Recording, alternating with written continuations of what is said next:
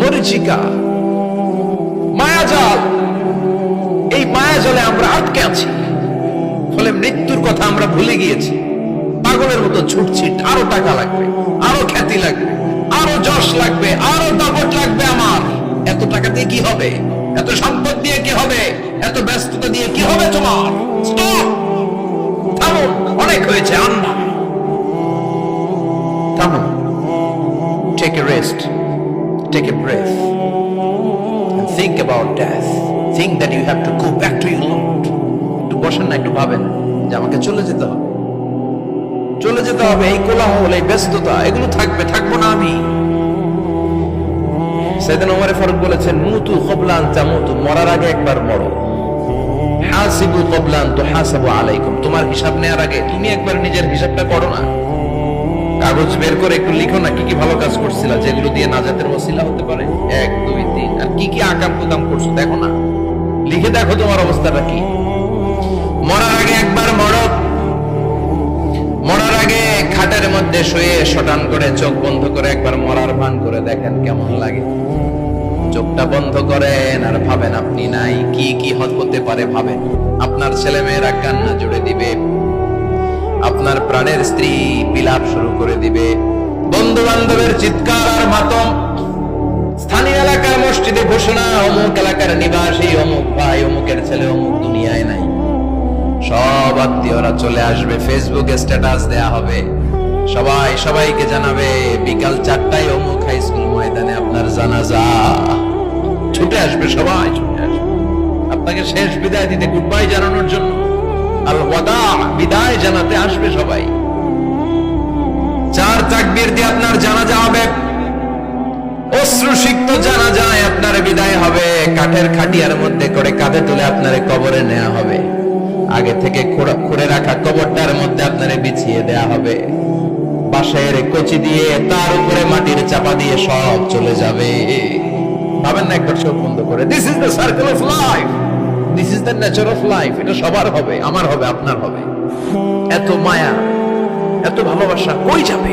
কেউ থাকবে না, সবাই আপনার অন্ধকার কবরে রেখে দিয়ে চলে আসবে।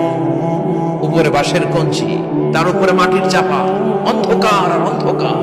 এই অন্ধকার যেন শেষ হতে চায় না, এজন্য আমাদের চলে যেতে হবে। দাদা গেল, চাচা গেল, মামা গেল, আমাদেরকেও যেতে হবে। জোরে কোন ঠিক কিনা? একদিন মাটির ভেতরে হবে ঘরে মন আমার, কেন বন্ধ দালান ঘর, প্রাণ পাখি উড়ে যাবে পিঞ্জর ছেড়ে।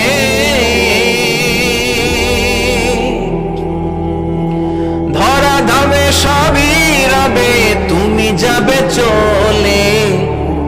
বন্ধু বান্ধব যত, মাতা পিতা যারা সুত, সবই হবে তোমার পরে। মন আমার কেন বন্ধ দালান ঘর, একদিন মাটির ভেতরে হবে ঘরে। মন আমার কেন বন্ধ দালান ঘর, ঠিক কিনা?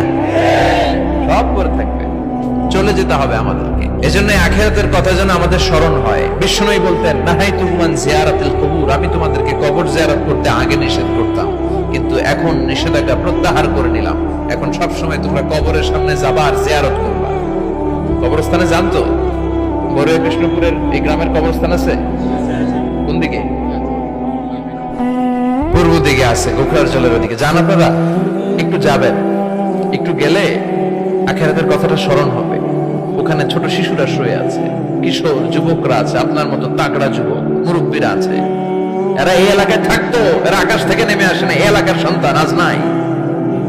একটা সার্টেন পিরিয়ড শেষে আপনিও থাকবেন না। This is the nature of life, this is the circle of life. ছোট্ট শিশু হয়ে এসেছিলেন, শৈশব, কৈশোর, যৌবন, প্রৌঢ়ত্ব।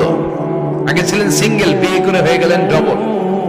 এরপরে আল্লাহ আপনাকে একটা মেয়ে দিল, এরপরে মেয়েকে বিয়ে দিয়ে শ্বশুর হলেন, এরপরে ওই মেয়ের ঘরে সন্তান হতে নানা হলেন। আর কতদিন? অনেকদিন হলো তো, অনেক লম্বা সময় পেয়েছেন আপনি।